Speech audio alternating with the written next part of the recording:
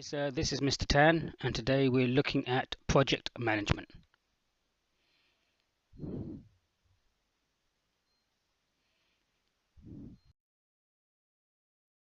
We're focusing on 217MANEL, and we're actually focused on questions 1 to 3, which we did in the first assignment, and we're doing the additional 3 questions, 4, 5, and 6. So we're actually doing questions 1, 2, 3, 4, 5, and 6.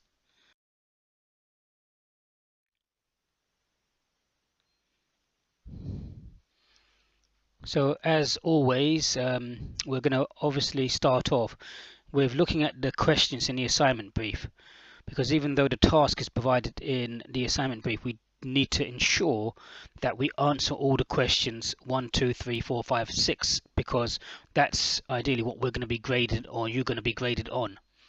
Then we're going to be looking at, in the assignment brief, the task layout and format that's been provided to you, which seems to be quite comprehensive, and all of you have that.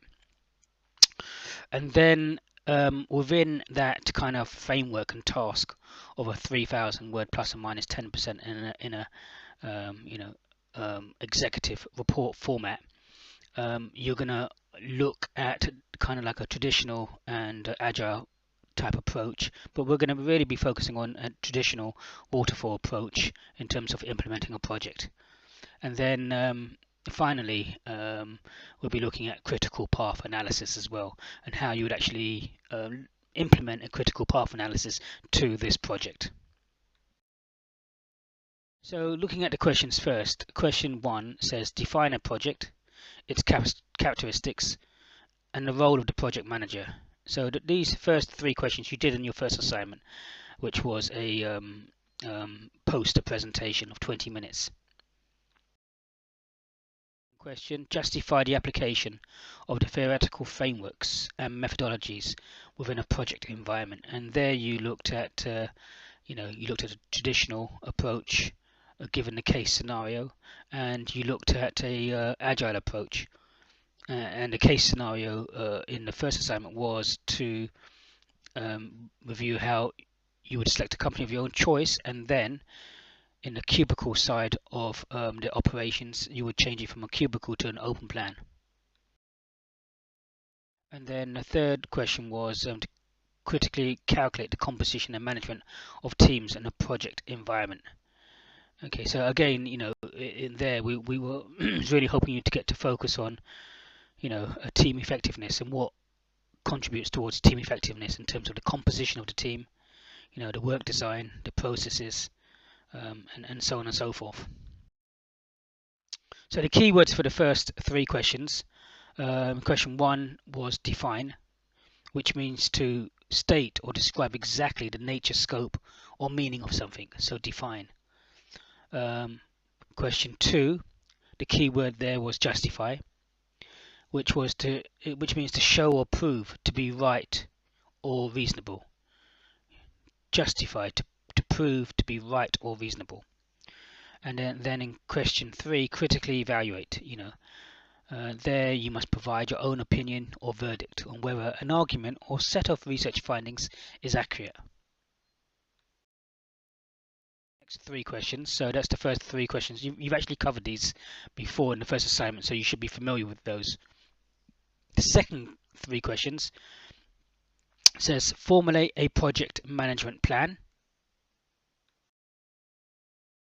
Appraise measures to control and monitor project risk, quality, change and configuration.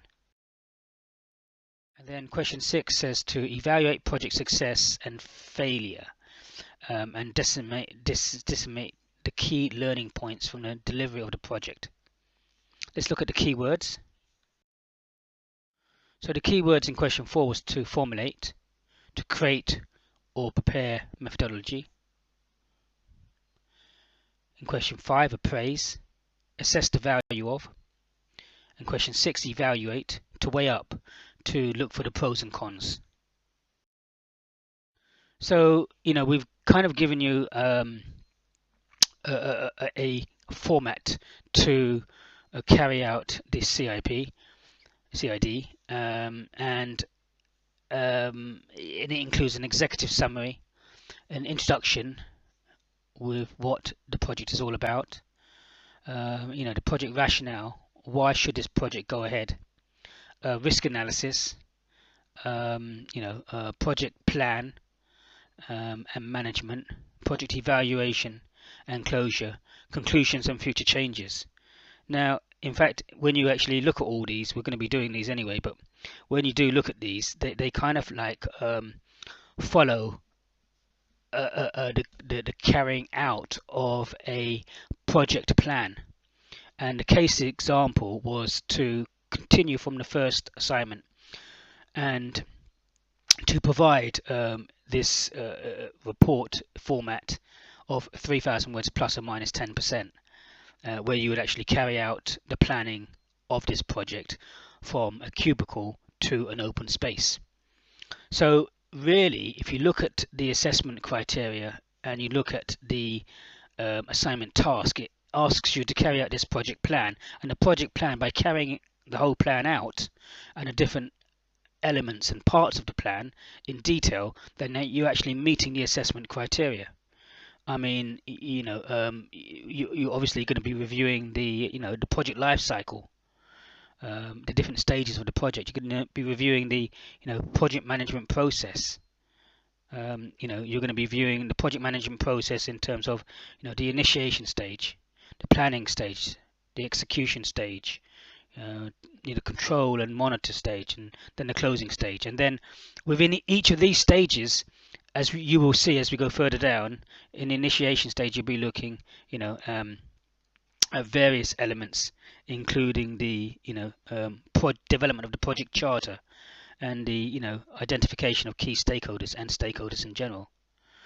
And then when we move into the planning stage itself has various areas, including the project requirement, the scope, the work breakdown structure, the schedule, the budget, and then additional things like risk, quality, and control and standards. So and carrying out all these issues and elements, that's the planning stage. And then from the planning stage you get the the scope baseline, and then you have the execution stage, and then the monitor and control stage, and then the closure stage. And these are all processes which we will see, and we mustn't really get confused between the two things, which we'll come back to in a second. So let's just look at the definition of a project. And the definition of a project includes, or says, it's a temporary endeavour undertaken to accomplish a unique product or service. It's a Pen Book Guide 2000. Definition says that project management is the application of processes, methods, skills, knowledge, and experience to achieve specific project objectives according to the project acceptance criteria within agreed parameters. Project management has finite deliverables that are constrained to a finite timescale and budget. It seems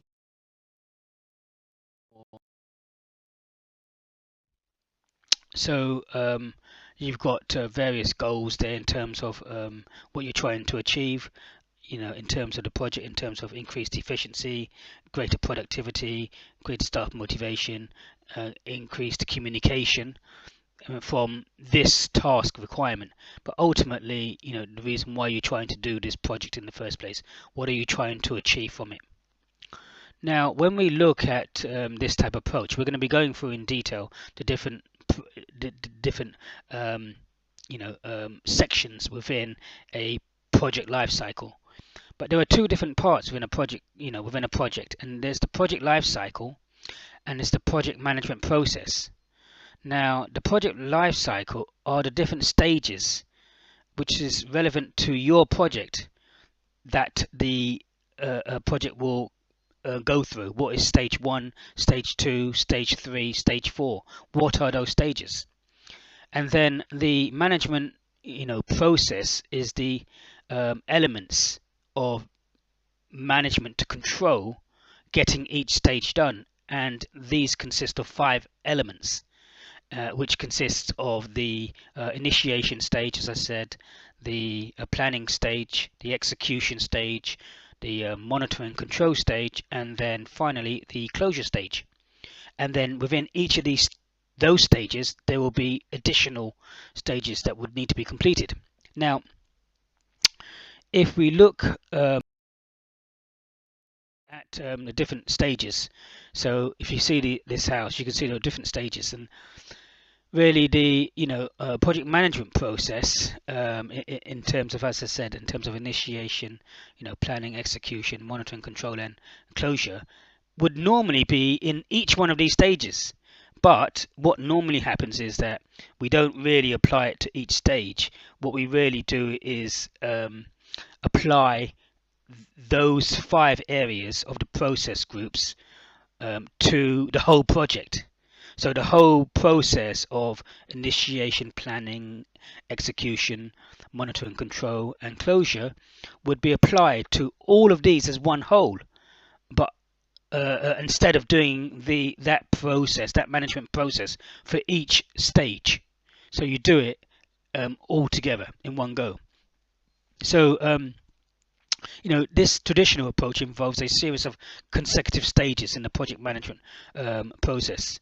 It's a step-by-step sequence to design, develop, and deliver a product or service. It entails achieving the succession in implementation process, provides the benefits of milestones, planning, and team building. So this is based on the project life cycle. Okay, so the project life cycle will be based around this. So stage 1, 2, 3, 4, 5. So with the task at hand, you've been asked to look at the changing from your office space from a cubicle to open space. So you need to then say to yourself, what is stage 1? What is stage 2? What is stage 3? What is stage 4? What are the different stages that you want things to be done in? So stage 1 could be the clearing the whole office and removing everything. Stage 2 could be looking at and building the new design. So what are the different stages that you're looking at doing things? So you would need to come up with the different stages in terms of the office design. When we look at a traditional approach now, we go into the process groups, as I've said, and I'm going to keep talking about the process groups because it's important. So the project management process, as I said, is different to the different stages in your project, stage 1, 2, 3, 4, and 5, because the project management process is actually completing the different stages one after the other. Hence the reason why traditional approach or waterfall approach, where you finish stage 1 before you do stage 2, and then you finish stage 2 before you finish stage 3.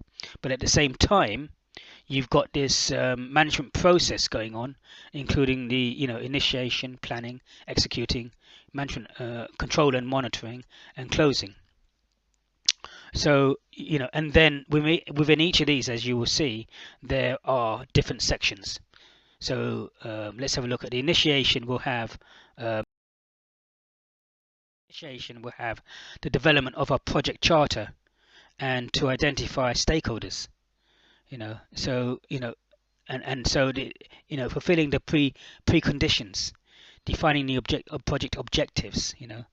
The necessity of the project, the feasibility of the project, whether or not it can actually be achieved, in the main instrument for decision, project charter, in a final statement of scope, objectives, and participants.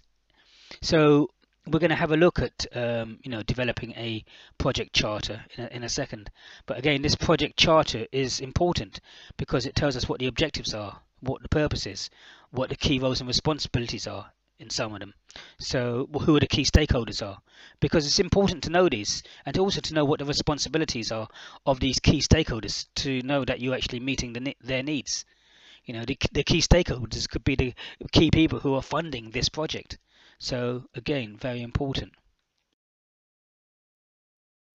Now, when we look at the project charter, so this is what you're going to have to do. The first thing you're going to have to do is to look at, the different stages in terms of what you're trying to achieve. What are the different stages of the project life cycle? And then once you've decided what the project, the different stages of the project life cycle, you then need to say to yourself, well, okay, the first part, in the management process side is the initiation side, and then the first thing in the initiation would be the project charter. So you would need to produce a project charter now for your project. So after dealing with a project to work on it, it is important to formalize projects. A project charter is a document that formally recognizes the existence of a project and provides direction on the project's objectives and management. Okay, very important on the project's direction and the project's objectives. Key project stakeholders should sign a project charter to acknowledge agreement on the need and intent of the project. And this all leads into later on the scope in terms of what you're trying to achieve, also by reviewing the needs of the different stakeholders. For the project charter video, please go to idnow.info and see the video link there, as stated in class.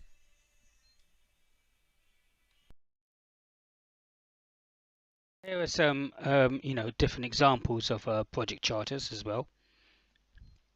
Here we can see the project name, the creation date.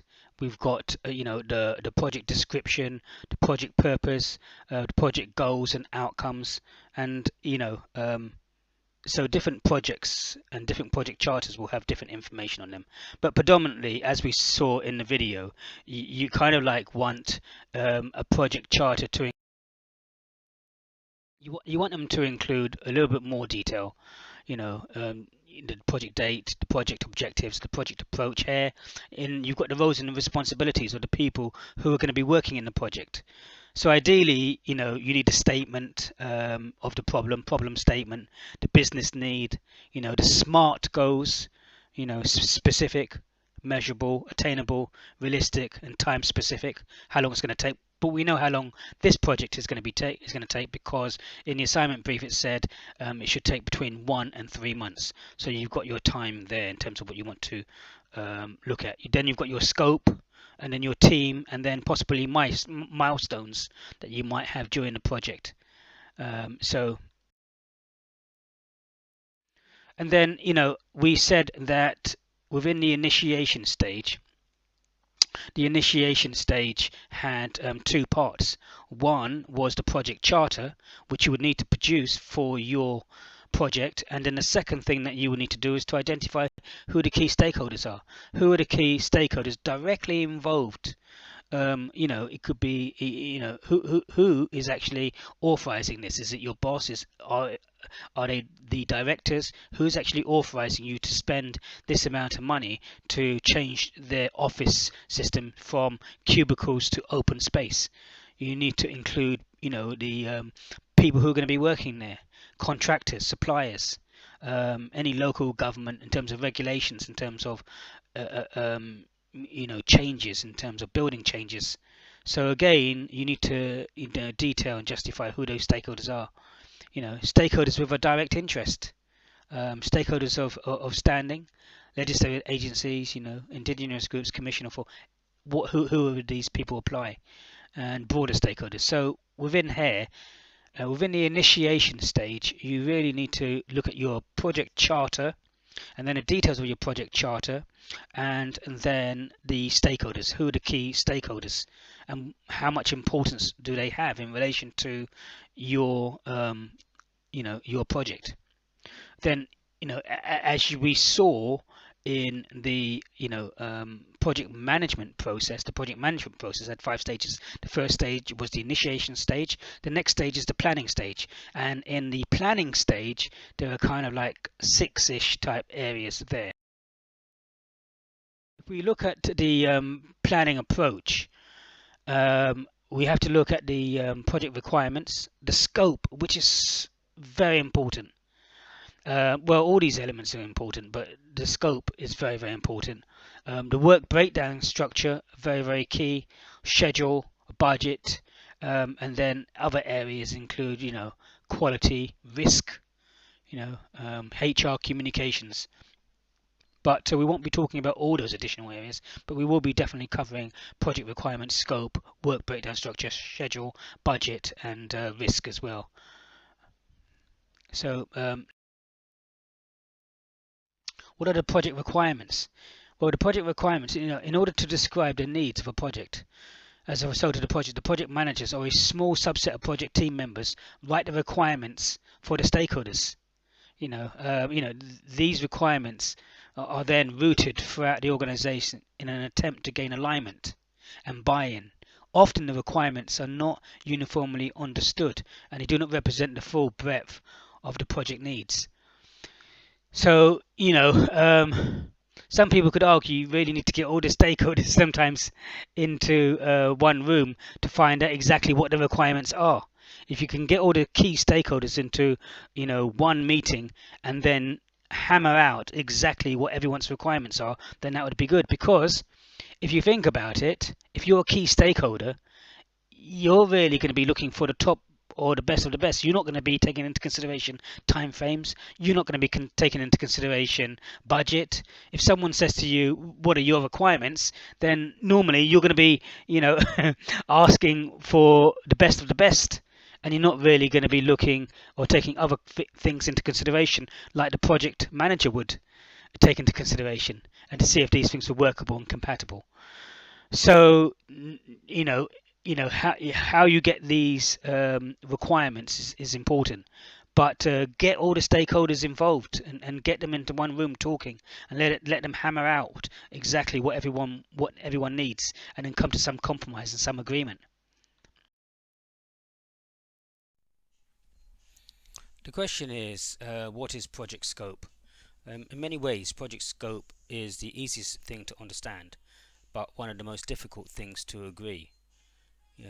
If you think about and you see a circle, the way it can be explained or defined is that everything inside the circle is within your scope, is everything that you need to do, is everything in the project that you need to deliver, whereas everything outside the circle is seen as exclusions to the project, outside of the scope. So if we see that, from a circle's perspective, everything in is part of the scope, everything out is not part of the scope or exclusions, then what's so difficult about this concept? Well, what's difficult about this concept is, or are the stakeholders' needs and requirements as part of the planning process. You have the stakeholders you have the requirements, then you get the scope, and then you get the work breakdown structure definition, schedule, and then you get the budget and risk control. But it's the expectations and negotiating all these additional things that the stakeholders might want, which is difficult to stick to the scope. And usually what happens, stakeholders want additional functionality and additional features which really hasn't been agreed in terms of the requirements. So if it hasn't really been agreed, and then stakeholders are actually trying to add in additional functionality without adding in additional budget or time constraints, then that's where the problem lies, because the problem is, or will be, you may not be able to meet your project on time, to budget to the quality that you actually want, because stakeholders are actually trying to add in additional functionality into the scope. So in a nutshell, that is project scope. So, the scope planning, is very, very important, which leads into the work breakdown structure as well. So obviously in the planning stage, you have the requirements, the scope, the work breakdown structure, the schedule, the budget, risk. So after completing the scope planning, the next step is to further define the work by breaking it down into manageable pieces. Here we go from the scope planning now, we go into the work breakdown structure, which is absolutely key to any project being met on time, within budget, and to the standards and quality levels that you actually want to meet. It helps to improve the accuracy of time, cost, and resource. Estimates defines a baseline for performance measurement, and project control aids in communicating clear work responsibilities. Scope planning and the scope statement. A scope statement is a document used to develop and confirm common understanding of the project scope and what it should include. Justification, a brief description of the project's products, a summary of the project's deliverables, a statement of what determines project success, what exactly are you trying to do, and to what boundaries are you working to, which is absolutely key, because then that will affect your complete work breakdown structure, and then that will in turn affect your costs. Well, when we look at the scope verification, and scope change control, because there may be changes as well as you're going along, and people may want slight changes.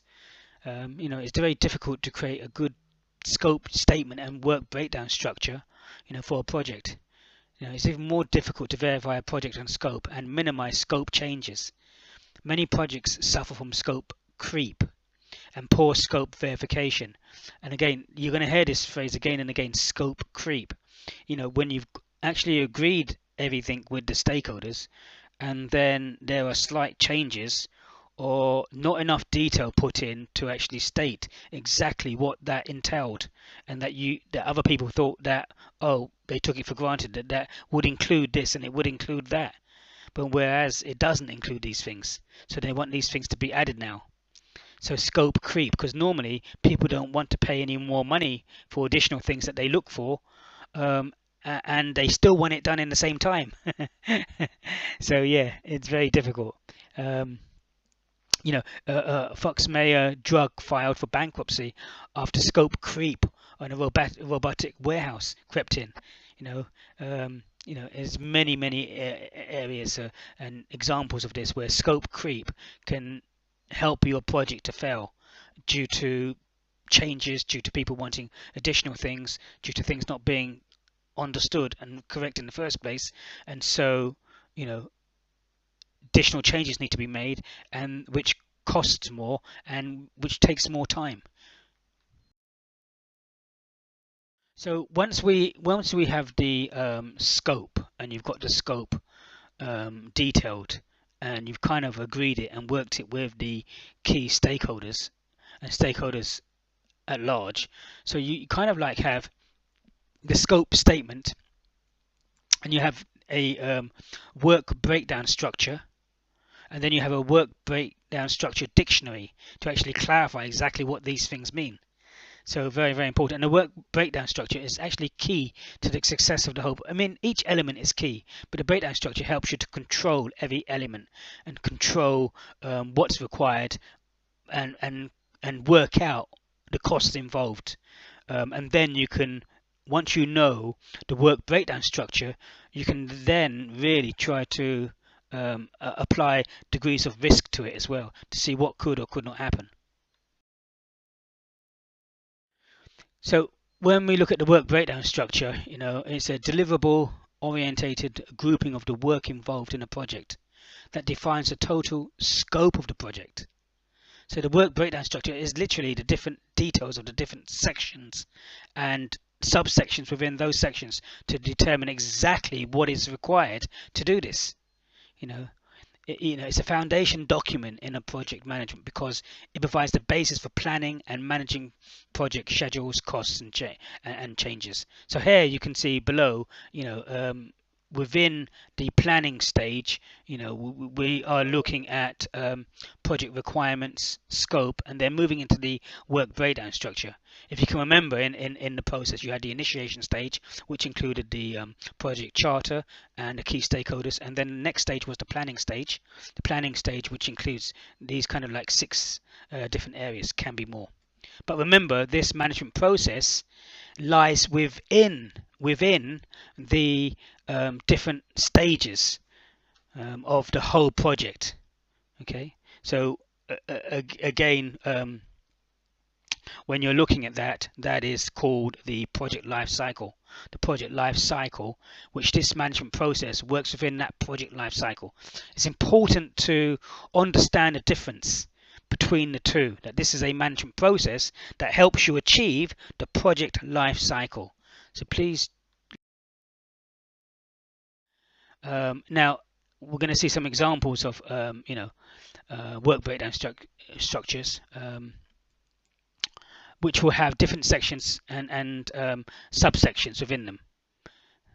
So you might, for instance, have the intranet site content, and then within that section, you might have different sections: articles, links, ask the experts, use, requests, features, templates, and tools, and so on and so on. And you keep breaking it down and breaking it down till you come to the elements where you can actually put cost and time to each of these.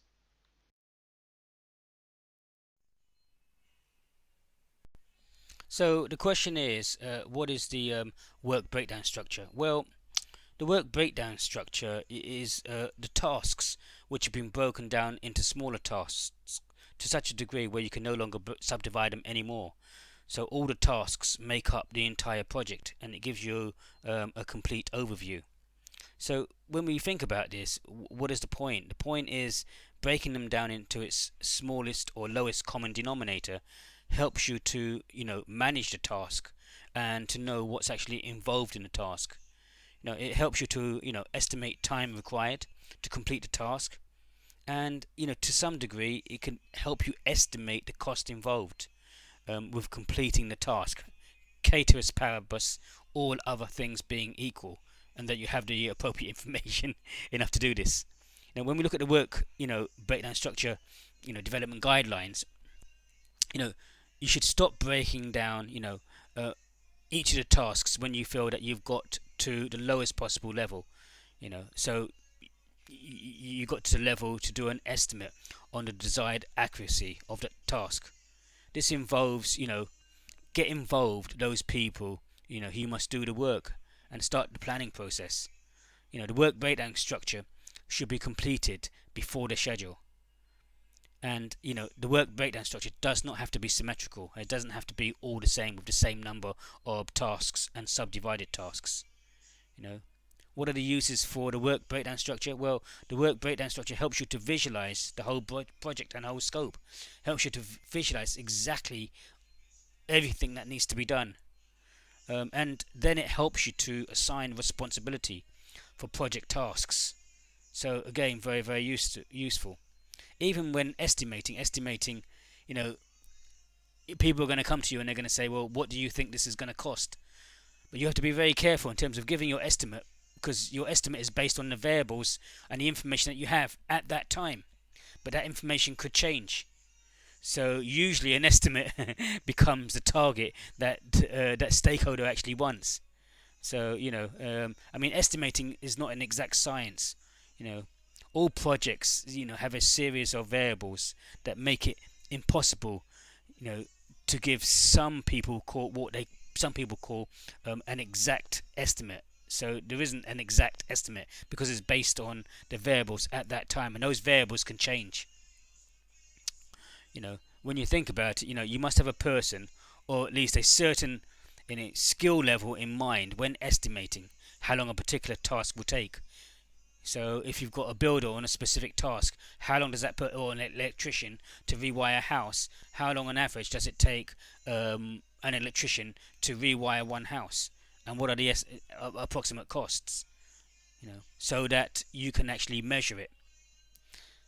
When you're actually doing the work breakdown structure and doing an estimate, a few tips include, an estimate can only be made, by starting, with the assumption that a certain resource will be assigned to a particular individual, with a certain level of skill. Tip 2 would include restrict the truth of Parkinson's law, which says that work expands to fill the time allowed. And tip 3, when estimating, the time required for a task error on a high side based on the variations involved with the task and the truth of tip number 2. So, you know, the work breakdown structure is very, very important because it gives you an overview of the whole scope of everything that needs to be delivered and everything that needs to be done.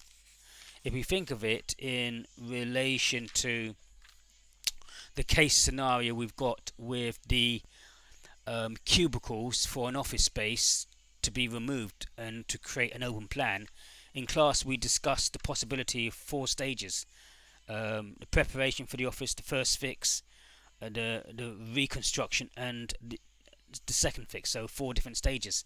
So you could in fact look at the tasks involved and the tasks required for these 4 different sections. In terms of the preparation of the office, we discussed tasks needed being to remove all the all the cubicles and all the fixtures and all the fittings and all the radiators and all the material inside the office that was no longer required. To obviously hire the skip, to obviously get planning permission if it's a certain level of skip, to put the skip from the council in in a particular location on the street, to have the carpets removed, to have the furniture removed and put in storage, to take out the old pipes, to take out the old electrical wires, to put up health and safety notices. So again, we kind of together came up with a whole list of tasks that would be needed in a stage 1, which was the preparation of the office. Okay, so we can see here all the tasks, and then once you have all these tasks, you can then subdivide them down into smaller tasks in terms of additional things that would be required. And this is actually helpful because then it helps you to allocate all the work that needs to be completed and then allocate it to certain people in terms of responsibilities. So in a nutshell, that is the work breakdown structure, and we also have the video at idnow.info where you can see that as well. We looked at the work breakdown structure, and then on the video it led on to a critical path, and we will be doing a critical path and I'll be showing you how to do a critical path at the end of all of this. That will be done after looking at a little bit on agile methodology, and then at the end we'll be looking at critical path analysis, and I'll be showing you how to calculate critical path analysis and applying it to your project. Can't stress the importance enough of the importance of the work breakdown structure, and the work breakdown structure into its elements and then sections and then subsections and elements within those sections, and breaking it down into its lowest common denominator, so you can't break it down anymore, so then you can accurately estimate what things are going to cost. And then if you know what things are going to cost and what you're going to buy, then you know possibly how long it will take to get these things. So doing this work breakdown structure also helps you to meet the needs of the scope, to see in fact if the work breakdown structure is actually meeting the scope of your project, the aims and objectives, and what was agreed with the stakeholders in the initiation stage of this management process in terms of the charter, the project charter, and the stakeholder analysis. So basic principles for creating a work breakdown structure: a unit of work should appear at only one place in the work breakdown structure. The work content of the WBS item is the sum of the WBS items below. A work breakdown item is the responsibility of only one individual, even though many people may be working on it. The work breakdown structure must be consistent with the way in which work is actually going to be performed. It should serve the project team first and other purposes only if practical. Project team members should be involved in developing the work breakdown structure to ensure consistency. Very, very important to get the people who are involved, involved into the work breakdown structure, because they may actually say, well, actually you need this and this, and you're missing this, or you need to take this into consideration. Each work breakdown structure item must be documented to ensure accurate understanding of the scope of work included and not included in that item. And the work breakdown structure must be a flexible tool to accommodate inevitable changes, while properly maintaining control of the work content in the project according to the scope statement. Okay. Again, like in the video, we saw an example of the different sections of a work breakdown structure and then the subsections of it. And then you should be breaking this down as far as you need to break it down to try and determine exactly what's needed for each section and for each subsection, and what these items are and how much it's going to cost and how long it would take to accrue these or to complete these tasks. So, very, very important document. Now, when we look at the work breakdown structure, we also need a work breakdown structure dictionary. And a dictionary helps you to classify and clarify exactly what things mean, because sometimes on the work breakdown structure there may not actually be enough detail within that section or element to break it down to say exactly what it contains, so as not to misunderstand what that item contains when you think it contains one thing and then it doesn't contain that, which could eventually incur more costs and time to do. So for instance, like if we look at this for the work breakdown dictionary for the fixing of a small sailing boat, frames completed, this includes both the hull and deck frames. I may need assistance from a local carpenter with woodwork to be decided later. So you're actually saying, what parts of the boat, what it includes, and where and who you might need assistance from, and so on and so forth. So you're putting this in terms of the work breakdown structure dictionary. Very, very important as well to clarify all the points.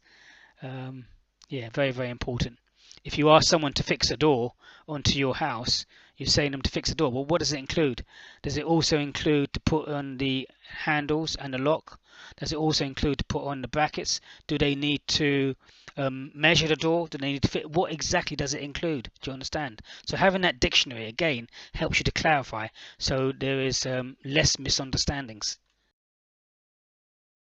And then obviously, in as regards to the planning stage, we said that the planning stage had 6 areas. The project requirements, the scope, the work breakdown structure, and then the schedule. The schedule is kind of like where you schedule all the different sections and all the different elements out, which is different to a critical path analysis, but this is the time frame. And again, you can use many different tools for this. You can use Excel, and this is a Gantt chart, and you can put in dates for when specific actions and activities are supposed to occur, and the start time and the finish time, and when some other activities have to occur, but can only occur once one other activity has been completed. So one activity also might be linked to another activity and cannot be done until that activity has been done.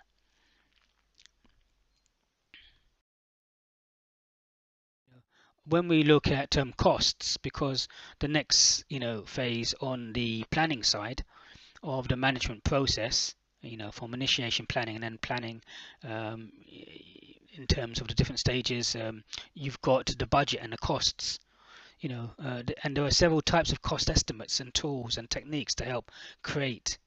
It is also important to develop a cost management plan that describes how cost variances will be managed on the project. Cost variances, how will cost variances be managed? And even though you give a cost for something, how many times have we seen that we ourselves are saying, well, it's going to cost this amount, but it actually costs more? It doesn't usually cost less. It always seems to cost more. And so, what variance on the project are we going to put on those costs in terms of going over our expected target or budget?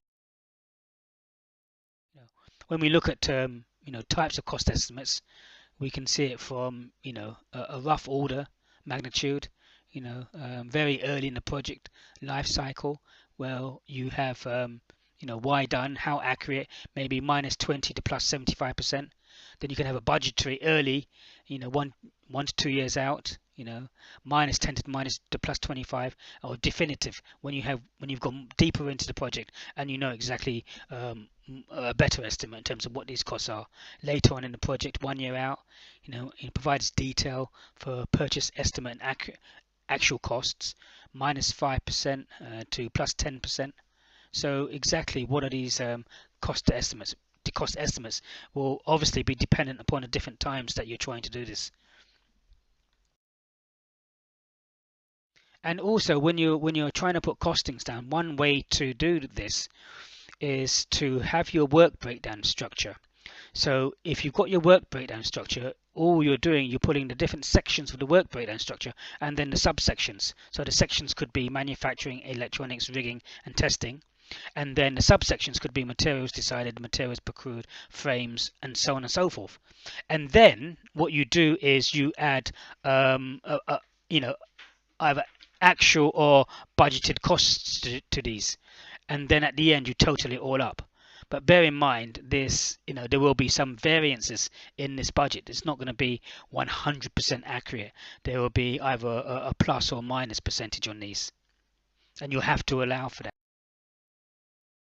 So when we're looking at the cost baseline, normally you take the project cost estimate, and then you take any contingency estimates, and then the management reserves. And these three things together, the project cost estimate, the contingency estimates, and the management reserves in terms of what they were allocated to the budget, is your total cost budget baseline in terms of, what that's it. That's what it must not go over in terms of being successful and being within budget, on time, to the quality.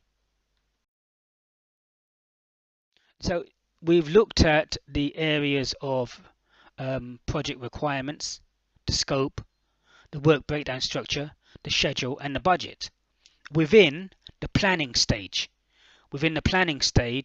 of the project management process, within the overall life cycle stage of the whole project. So you have the life cycle stage, the project management process.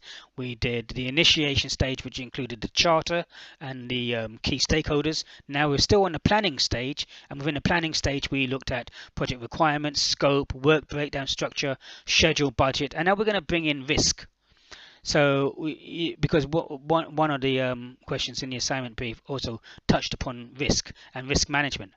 So these are the 4 steps for managing risk in a project, which includes risk identification. Analyze the project to identify sources of risk, known risks. So step 2, risk assessment. Assess risks of, in terms of severity of impact, likelihood of occurring, controllability. Risk assessment.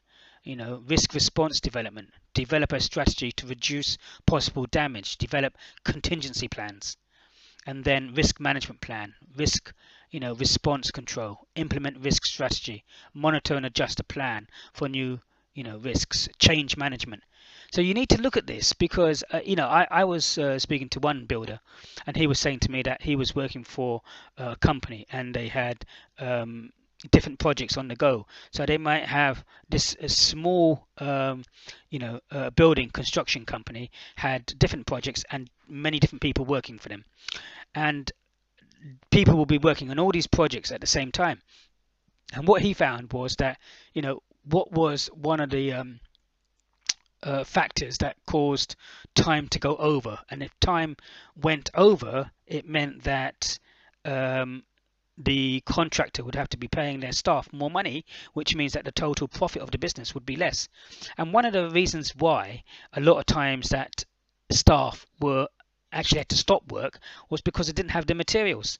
So they would be on site and they would take the materials that they would need, and then they would run out of materials. Well, then they would have to go down to their hardware store, buy the materials that they want, and then come back. But then, why wasn't this properly planned out and taken into consideration? Where if you know that these are the materials that you want, to have an excess stock or have some type of system in place so that there is a central system or stock or of this whereby people can run out and give the appropriate stock to people, so that people are not stopping their work to go out and buy the materials that they need.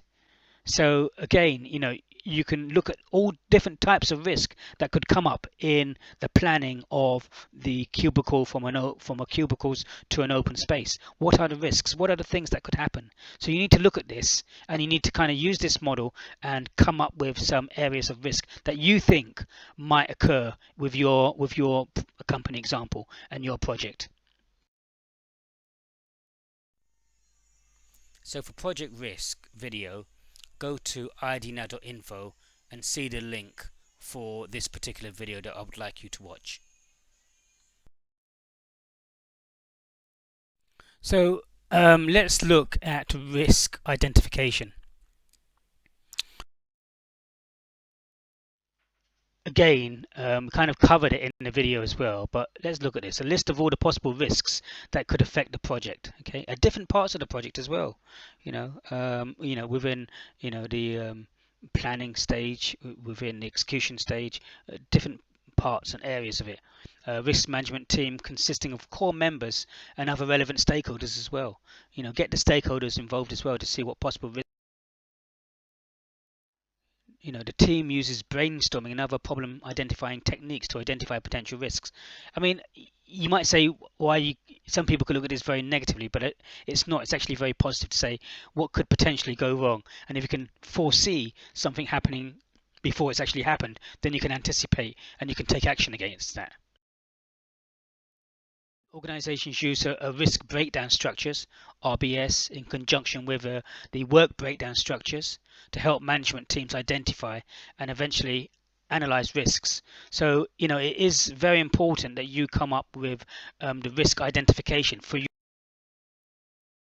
risks. So let's look at a risk breakdown structure.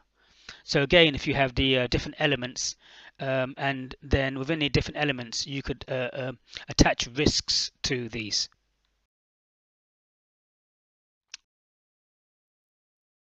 Scenario analysis is the easiest and most commonly used technique for analyze risks. Team members assess significance of each risk event in terms of, probability of the event and impact on the event. What could stop things from happening. Risks needs to be evaluated in terms of the likelihood the event is going to occur and the impact or consequences of its occurrence. In addition to evaluating, the severity or probability of risk, events, the team also assesses when the event might occur and its, detection difficulty. Do you understand? So you're actually taking time out here to see look at all the potential possibilities, the things which could go wrong. Maybe due to your own experience and what you've experienced before in other projects and so on and so forth, but taking these things into consideration so that you can actually take action and make sure that these things don't happen again. Because if you're not doing this due diligence, in essence, then you're going to be partially to blame if you haven't done this. As well as that, organizations categorize the severity of different risks into some form of risk assessment matrix. It is structured around the impact and likelihood of the risk matrix. So, define conditions for, impact scales of a risk or major project objectives. Again, we can see the cost, time, scope, and quality. Very low, low, moderate, high, very high. And we're kind of like producing a matrix to look at these and to see where the possible problems could occur. A risk response matrix as well. So you could have a risk matrix in terms of breaking down the kind of possibilities and percentage of that probabilities that that risk could happen.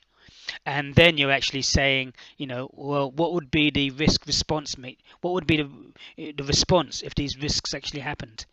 And so again, you could have the risk event in this risk response matrix and then the response.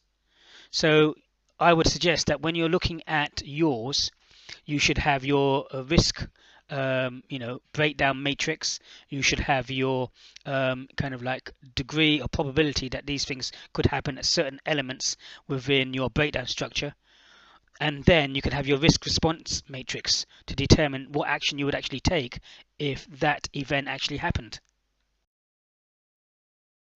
So, we've only just looked at the initiation, which included the charter and the stakeholder analysis, and then the planning stage, which included all the different sections, including the budget, the work breakdown structure, including the planning, initiation, executing within that. But then within the planning stage, the project requirements, the scope, the work breakdown structure, the schedule, the budget, and now the risk. So after we've kind of like looked at the risk and we've done the planning, the next stage really within the management planning process is going to be the execution, carrying it out, actually doing all these tasks. So the project execution plan, project execution is the roadmap used by the project team to deliver the agreed project outputs. It outlines the responsibilities of the project, team, and key stakeholders. So for this video, please go to irdnow.info to view. And this really is a snapshot of a bit like fast tracking or project crashing, where the hospitals were built in Wuhan in China within 9 days. Very, very good video to see. It's only 1 minute long, so have a look at that one.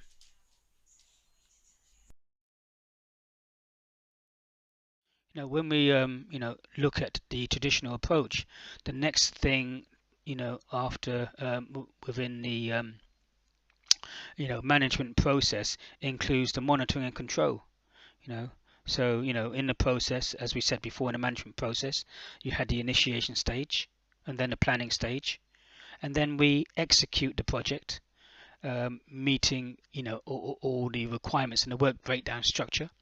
But then we need to monitor and control it. So even though we're now talking about monitoring and controlling, in truth, at the time when the project is being executed, the different stages and the different breakdowns in terms of the work that is being carried out is being monitored and controlled at the same time as executing. You don't execute it and then monitor and control. No, it doesn't make any sense. So you're monitoring and controlling it at the same time as it's being executed. So and the project control is the act of reducing the difference between the plan and the reality of the project. This is the last element in the plan, implement, monitor, control cycle of a project. Project manager uses the information from the monitoring process to get and keep a project on track. Very, very, very important time. When we look at the project control, this is the act of reducing the difference between plan and reality, the last element. So and the reason why you need project control is because you need to stop and prevent project creep. And project creep, as we've kind of touched upon and mentioned before, is people requesting changes or additions or things which were outside the scope, and they're trying to increase your scope boundaries. So many times I've seen that time and time again, where even in my own job, I work as a course manager for LCCA, and we had project coordinators to work out and track students' progress. they were made redundant and they were never replaced. And now the course managers have to track and monitor the progress of students. This is project creep. They're creeping and expanding the scope of what we're supposed to do when that was never part of our job roles and responsibilities in the first place. People do this all the time. So project control, defining it and controlling it, is so important, because the more you go outside your scope is the more it's going to cost you more, and it's going to take a lot longer to actually complete. The purpose of project control is to make sure that you actually meet the plan. The process to identify the performance areas, to set the standards, as well as meeting the objectives. It's also meeting the objectives to the quality and the standards that you've actually set, meeting the stakeholders' needs. So that is also well within the scope. Measure performance, compare, and when things are not going right, the purpose of control is to take corrective action when corrective action needs to take place. And also when key stakeholders are saying no, they must have this change, and then you have to factor it in and you have no control over it, then you need to factor that in as well. So the question of control is it's all about balance. Balance in terms of too little control, and then you could be going outside your scope. You could incur more costs, and you could take longer to control the project. Or too much control, and you micromanage and you demotivate people. Again, people could make mistakes, and also people could be demotivated and be less productive and less efficient. So it also depends on how you manage people to get the work done in the most efficient and effective way. So again, these things need to be taken into consideration. So it's a question of balance. But we need to also take into consideration change control management, because I don't know if you've ever had any project. I've worked on many different projects, and if you've worked on any project, there's always changes. You never have a project from start to finish where you go according to plan without any changes taking place. So if we look at the flow chart in terms of change control management, number one, the request identification. Number two, you assess the change request. Okay. Number three, analyze it. Change request approval. Number four, and number five, request implementation. But at the same time, that also leads into point six, where it can be rejected or deferred at any given time. So again, these then need to be factored in, and then how it's factored back into your scope, your work breakdown structure in terms of your costs and your budgets, and getting all these agreed and signed up with stakeholders as well. So again, if you've got all the documentation there and you do have change, then you can justify why things cost more, or why it took a little bit more time, because of changes that needed to be made and were specifically requested by key influential stakeholders. The purpose of control management systems, very important. Identify proposed changes, list the expected proposed changes on schedule, evaluate, as we said, negotiate and resolve conflicts of change, communicate changes to parties affected and assign responsibility for implementing change, adjust master schedule and budget, track all changes. Again, changes will mean a lot of changes to the different elements and different sections of the whole life cycle of the project, and getting the right teams to know exactly that there is a change and who's going to do what and how is that going to affect other teams, what's going to be the impact. So you need to have a system of change management, but also control change management systems as well. The benefits of control management systems include cost savings, integrated in the work breakdown structure and performance, as we mentioned before. Allocation or use of budget and management reserve funds are tracked. Responsibility for implementation is clarified.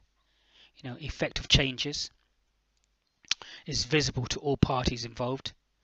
and implementation of change is monitored, and scope changes will be quickly reflected. Again, a lot of these things we've actually mentioned before, but these are the benefits. So it's to have a working document to say exactly what you've done and why you've done it, and to justify each action, especially if you go over budget or over time. Again, we mentioned this before, controlling changes and scope creep. Changes can drive higher costs and stretched out schedules, so controlling them is an essential project management task. You know, so you must have that formal change system in place, and it must be approved.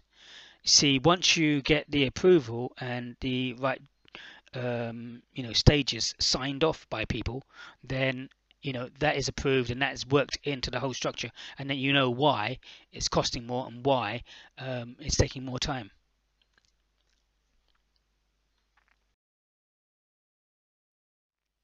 So the last stage in the management process is going to be the closure stage. So you might think there's not too much to the large stage, but just to reiterate what we said, the management process includes the initiation, planning, executing, monitoring, controlling, and then the final stage here is the closure. So in the closing stage, you still have to tie up various loose ends. You still have to get the agreement and approval of the stakeholders that they are happy. They're happy and that you've actually finished the project and you've met their, key criteria.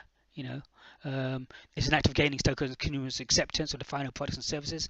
Even if the projects are not completed, they should be formally closed in order to reflect, on what can be learned in, to improve future projects.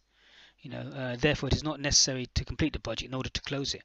So you can close projects without having to, complete them. But even when you do complete them, you still need to finish off all your documentation, finish all your administration off. You still need to get acceptance, and you still need to get the approval from stakeholders that all the criteria have been met, and so on and so forth. And then after that, you then need to evaluate the project. Evaluate what went well, what didn't go so well, what lessons can be learned to help you that when you're looking at the next project, to see that you don't make the same mistakes. So again, that's also a very important part of the closure stage. When we're looking at closure, in one of the videos they talked about net present value, interest rate of return, accounting rate of return. You kind of looked at these formulas before in the previous two terms, when we've looked at all these accounting ratios and project ratios. But there are other ratios as well in terms of estimating value. These include earned value.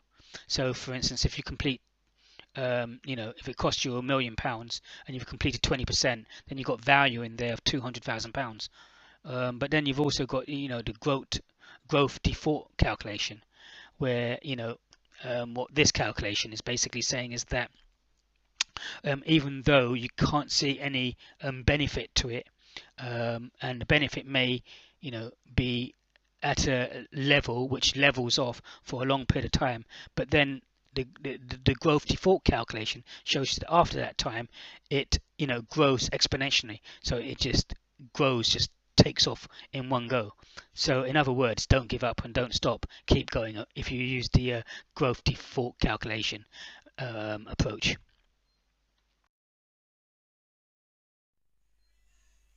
So for the video on Agile Project Management, please go to idnow.info and 217MANEL Project Management. And I would really like you to have a look at this approach and how Agile Project Management is broken down.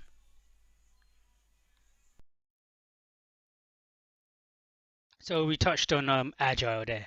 The key features of Agile: short-term delivery cycle, sprints, Agile requirements, dynamic team culture. It's less restrictive and project control, emphasis on real-time communication, and you have a lot of teams, a lot of cross-functional teams. But it's not, it's not necessary for all projects. It's more necessary for where you don't have a clear idea exactly what you're trying to achieve, what you're actually doing, and how you're going to get there. So when things are less clear, agile project management seems to be the better option. This methodology aims to empower teams, encourage customer involvement, and manage change or risk throughout the project. The focus with this methodology is on the development of teams, projects, monitoring, and the responsiveness of change, with continued communication being an important aspect throughout the project life. I mean, this allows you to go back through the stages as well. It allows you to make changes, whereas a traditional waterfall approach does not allow you to do that. It should be noted that agile project management is not one set method, but a family of methods designed to respond to the challenges of unpredictable projects. But I think that the project that you guys are doing regards to the office space and changing the cubicles from the cubicles to an open space, in my opinion, it's not an unpredictable project. That is quite a predictable project. The principles of agile way of working. Agile philosophy concentrates on empowering people and their interactions, and early the constant delivery of value into the enterprise. Agile project management focuses on delivering maximum value against business priorities in the time and budget allowed, especially when the drive to deliver is greater than the risk. Okay. And the other elements of agile, the project breaks down a requirement into smaller pieces, which are then prioritized by the team in terms of importance. It promotes collaborative working, and it has to, effective communication, teamwork, as we said before. It reflects, learns and adjusts at regular interviews to ensure that the customer is always satisfied, because you've got the interaction with customers as well. you know it integrates planning with execution, allowing an organization to create a working mindset that helps a team to respond effectively to changing environments. So again, when when you've got the planning stage and the execution stage at the same time to integrate it, then you're saving time. You're not having to wait for for one stage to be done. You're integrating both of them together. And so if we look at, um, for instance, completing a software code, we can see if we use the traditional waterfall approach on the left hand side, it could take longer. But in the agile approach, you can actually put more sections and subsections, like combining in the planning and execution stage together. So you're actually condensing in them into different iterations, different sections. Okay.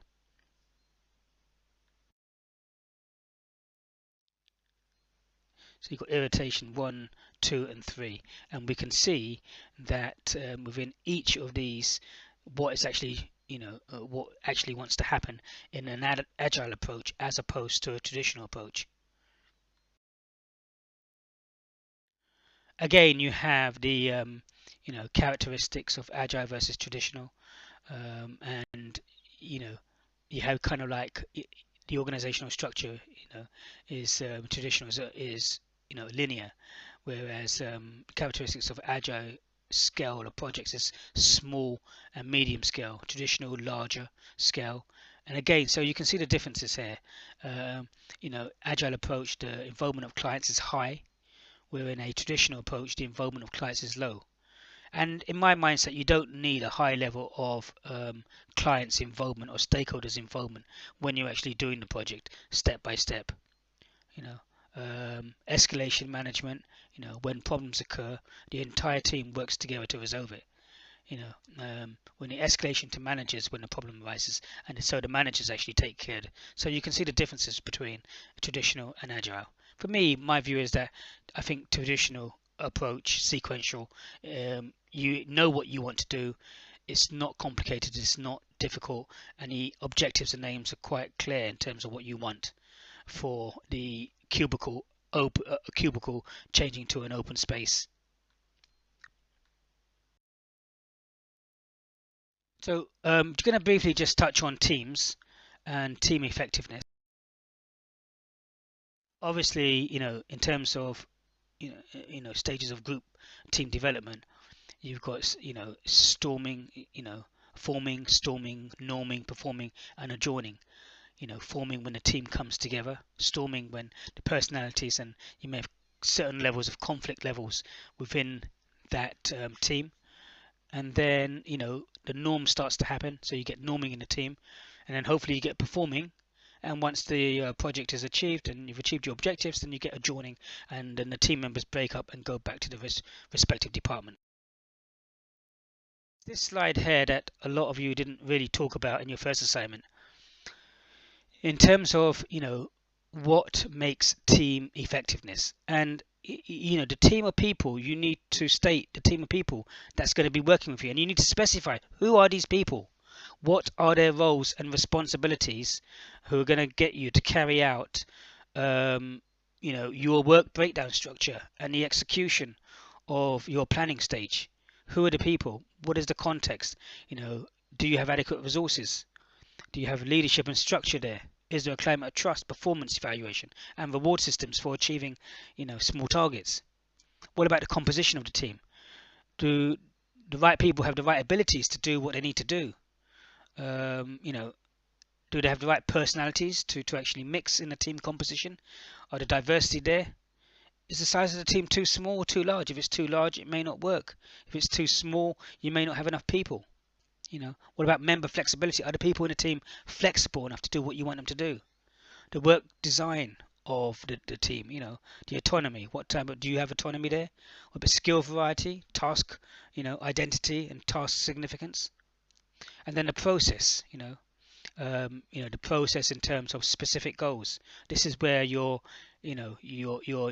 whole planning and all the different sections come into play. When you think about the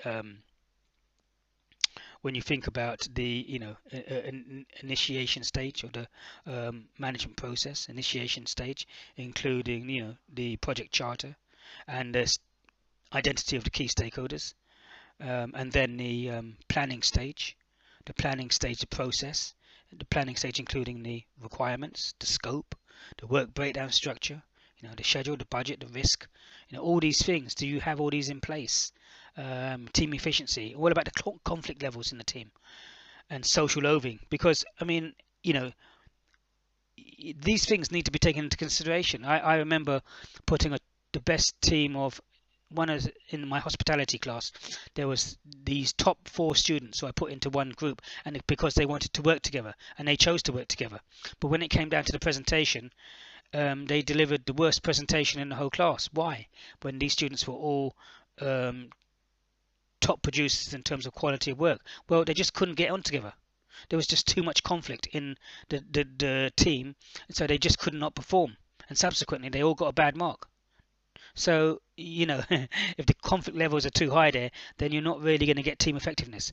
So when you look at team effectiveness, and team effectiveness equates to productivity, efficiency, and achieving your goals, and working through risk, working through problems, and change control management. So you need to take into consideration the context, the composition, the work design, and the process. You've got to take these things into consideration. You can't ignore them in terms of team effectiveness, and a lot of you did ignore these, so please don't ignore these. Managing subsequent project meetings. Again, here is a general guidelines. Start on time, prepare and distribute an agenda, solicit recommendations and implement changes, assign good record keeping. In other words, how are you going to manage project team meetings? How is it going to be done? What type of leadership style are you going to adopt? How is it going to be done? So detail this in your work. So let's wanted to look at critical path analysis. And critical path analysis, as you saw in one of the videos earlier, kind of leads on to the work breakdown structure. And the critical path analysis allows you to break down the sequence of events, putting time frames and numbers on different sequence of events that need to occur. So critical path analysis, is a planning and project management tool. Whilst it can help ensure a project is completed as quickly as possible and resources used efficiently as possible, it does depend on the accuracy of the information used. So obviously, it's only as good as the information provided. Just drawing up a CPA will not itself ensure a project runs to plan. Okay. Nearly all projects encounter some delay or something unexpected, so management tools such as CPA monitors projects and can swiftly, rectify any such problems. Most businesses use software packages such as Microsoft Project to draw up a CPA, a critical path analysis. Now, the CPA, sets out all the individual activities that make up a larger project. Okay, it shows the order in which these activities have to be undertaken. It shows which activities can only take place once other activities have been completed. It shows which activities can be undertaken simultaneously, therefore reducing the overall time taken to complete the whole project. And it shows when certain resources will be needed, for example, a crane to be hired for a building site. When we look at critical path analysis, we're saying to ourselves, you need to create a list of all the activities required to complete the project. And you will have this because you will have this in your work breakdown project. So you can see how the critical path analysis will, follow on from your work breakdown project. What you do is you write out the time, the duration that each activity will take to complete. This data, would then be added. So the CPA calculates the longest path or planned activities to the end of the project, and the earliest and latest that each activity can start and finish without making the project longer. We are going to actually work in some examples of this, and I would like you guys to apply this as well to your project, to apply critical path analysis to your project. And which shouldn't be too difficult. As long as you've done your work breakdown structure, then you should have your critical path analysis. Okay, so in project management, a critical path is a sequence of project network activities which add up to the longest overall duration. This determines the shortest time possible to complete the project. Any activity delay on a critical path directly impacts upon the completion date. And please note that an additional parallel path through the network of the total duration shorter than the critical path is called a sub-critical or non-critical path. So we have subpaths going on within the overall critical path analysis.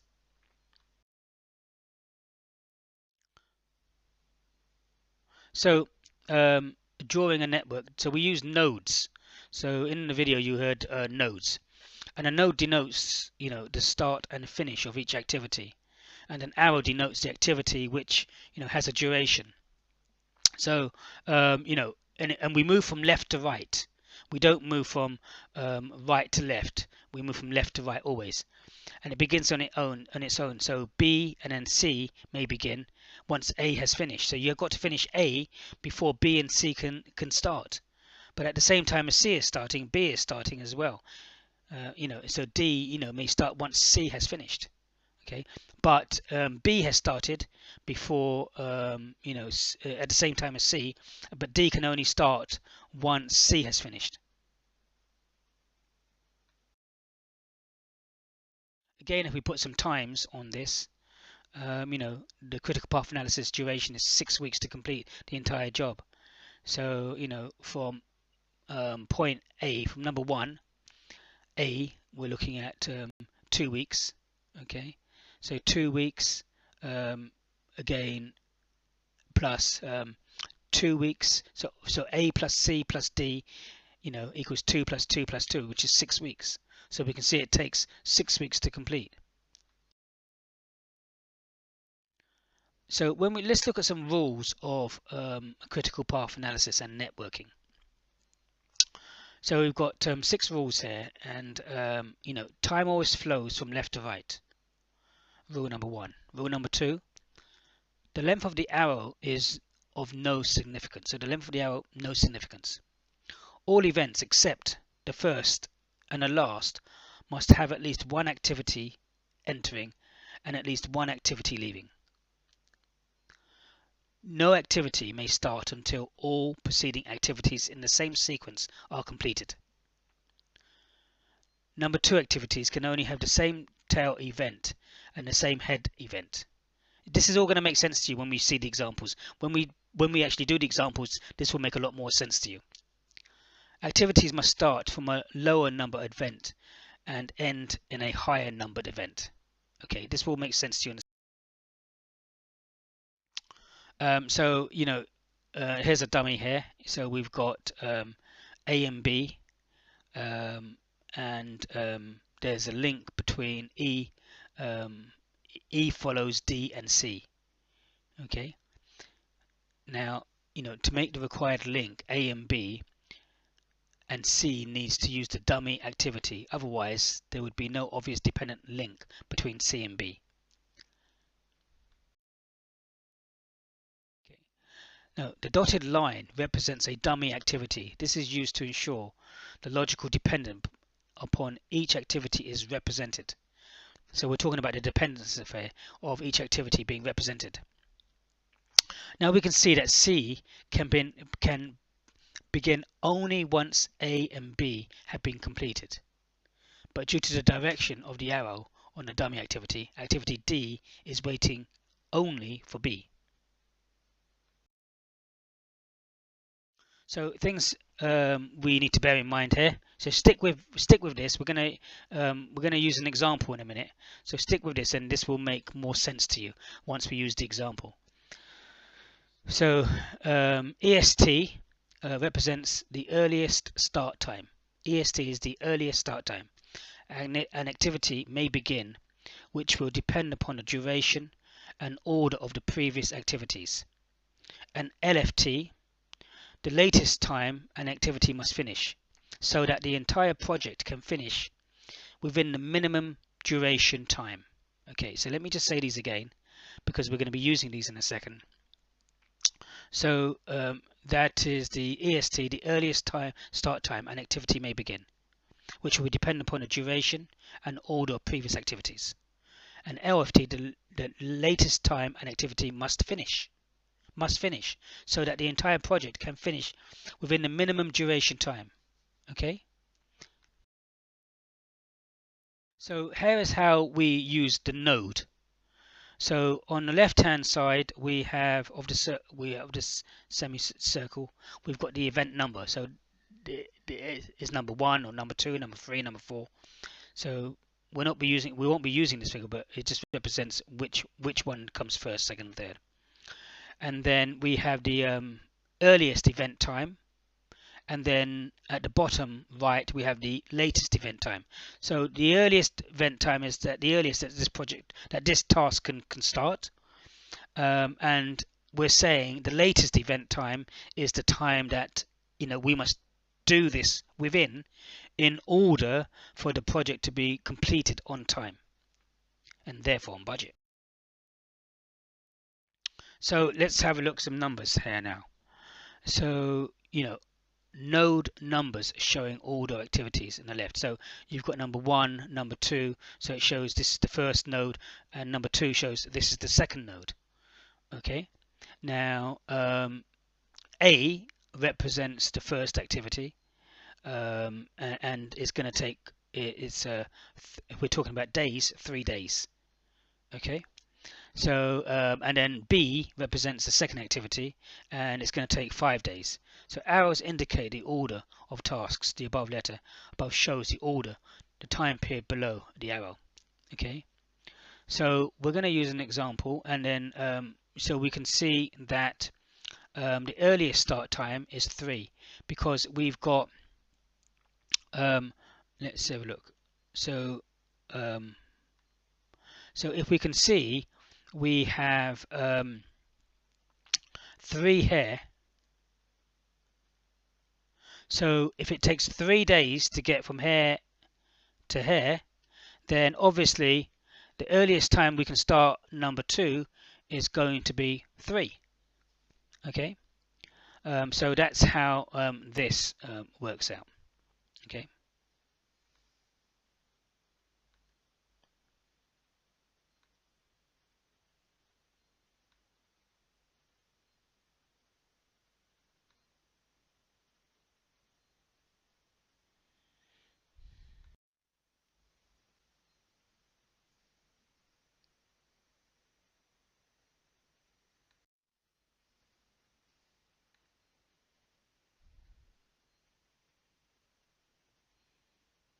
Okay, so let's look at this activity here. And if we look at this example here, we have we are doing a house, and we are replacing windows in the lounge, rewiring, replastering the walls of the lounge, refitting the lights in the lounge, decorating the bedrooms, installing the plumbing, decorating the lounge, decorating the kitchens, decorating the bathrooms. And we've labeled these A, B, C, D, E, F, G, H, and I.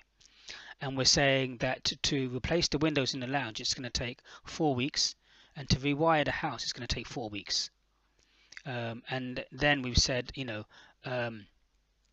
plaster walls of lounges, C, and that's going to take 2 weeks. So we can see the duration of weeks that each activity is going to take. Okay, so now let's look at this example and try and kind of work out what's happening here. So we can see that if we start from number 1, node number 1, which has 0 time, and we can see A,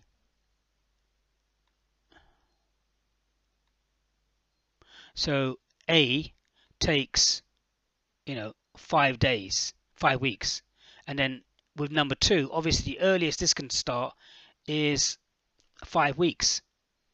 And we know that at the same time as A is replacing the windows, the rewiring can also take place, and that is going to be 4 weeks, and that 4 weeks goes over here.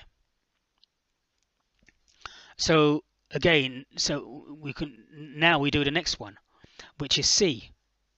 So if we go to C,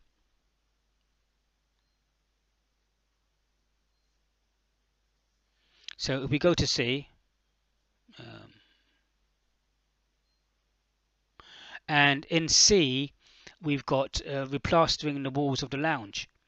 So C here is replastering the walls, and C takes 2 weeks. So 2 weeks plus the 5 weeks here gives us 7 weeks. So 2 plus 5 gives us 7. And C leads into number 4. So we can see that C leads into number 4 here.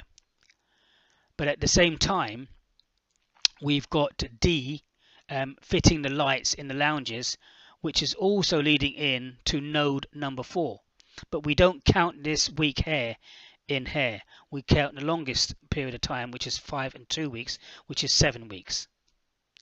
At the same time, we've got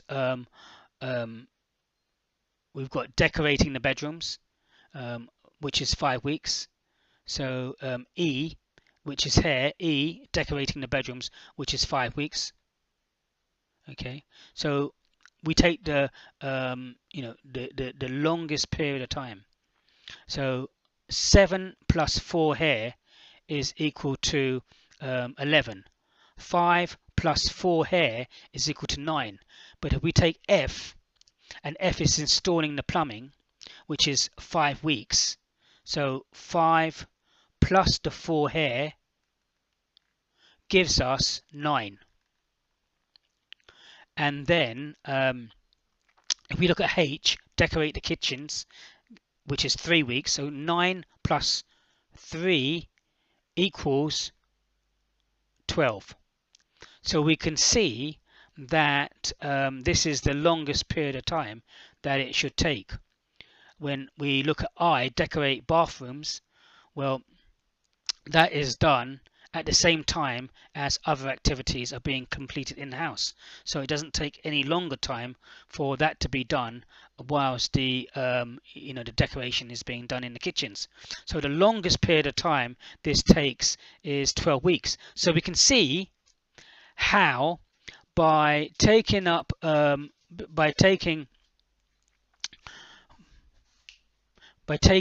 different activities here and the duration of the number of weeks, we can actually plot them, and we can start to build up a critical path analysis. So in the same way, you can take your work breakdown structure and you can produce a table of all the different activities that need to take place, and you can label them A, B, C, D, E, and F, G, H, and I. And then you can put the duration of time, because remember, it's a duration of time between 1 month and 3 months. So you can put the duration of time, and then you can plot it out on your critical path analysis. So, okay, so let's have a look. Okay. Now, we also need to work out the bottom figure, the lowest value. And the way we work out the lowest value is we work backwards. So we actually start from here. Here is where we start. So,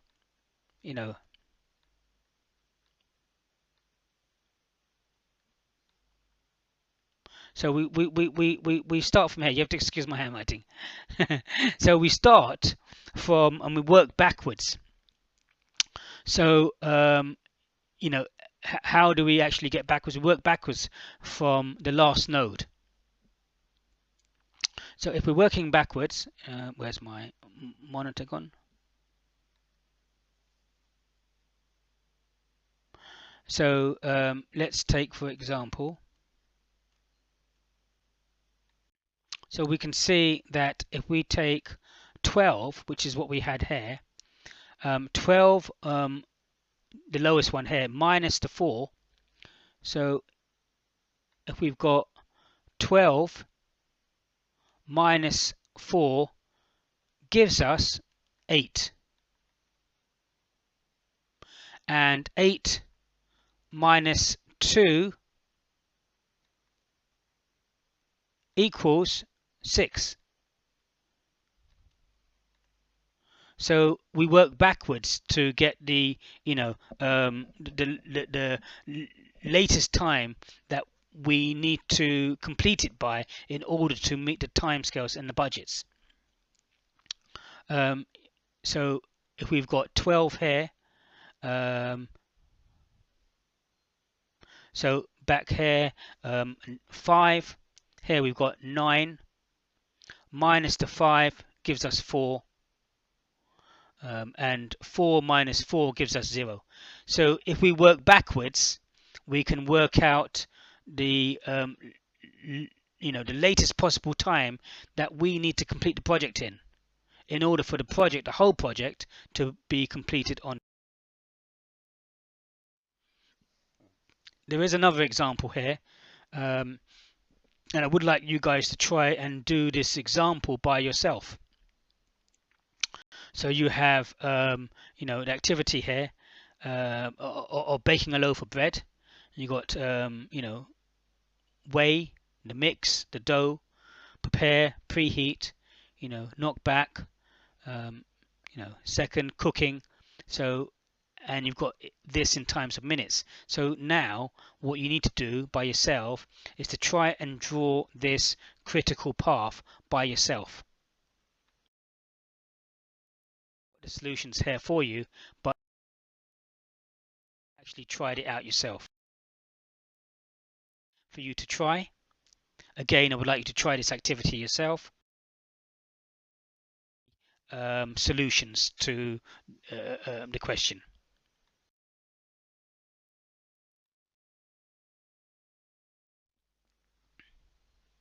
Okay, so we've basically done, it's been over 2 hours, but we've really covered everything that we need to cover. We've actually looked at the questions, and we've said to ourselves, well, what are the questions in the assessment criteria? Because no matter what we're doing, we always have to make sure that we answer the assignment questions in the assessment criteria.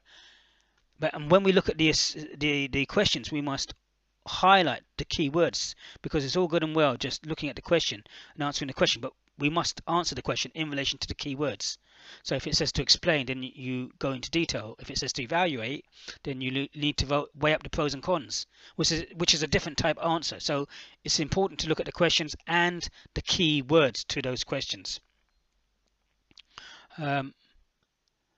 we've looked at the assignment brief template, and the assignment brief template is to do, a project, and report this in a report format of 3,000 words plus or minus 10%, and it takes you through all the different stages. We used and we looked at a traditional waterfall management approach for the project, which included, discussing the project life cycle and the project management process. Very, very important to distinguish between the two. As we said before, the project life cycle is the different stages of the project, whereas the project management process are the different stages to actually complete the project. And those processes included the initiation stage, the planning stage, the execution stage, the monitoring, controlling, and the closing stage. And then within each stage, there were sub-stages. So in the initiation stage, you had the project charter, and to identify the key stakeholders. In the planning stage, you had the project requirements, the scope, the work breakdown structure, the schedule, the budget, and then we added in the risk and change control management as well. So, and then after that, that led us into the scope baseline, including the scope statement, the work breakdown structure, and also, if you remember, we included the work breakdown dictionary. So please remember that. And then after that, we went into execution, monitoring, controlling, and then closure. We then looked at agile approach, and we looked at briefly when and where agile is used and how it differs from a traditional waterfall approach, because that's important as well, because the questions actually asks you to critically assess the use of different methodologies and why you're using this as opposed to another methodology. So you need to provide some critical analysis of why you're using this approach as opposed to another approach. And then finally, we looked at critical path. So I've kind of like explained to you nodes, and on the left hand side of the node you have a number, and then on the top half, the time it normally takes to do it and the latest possible time at the bottom. The arrows represent the direction, and then if it's an item A, and then how many weeks or days it will take or time period it will take below that arrow.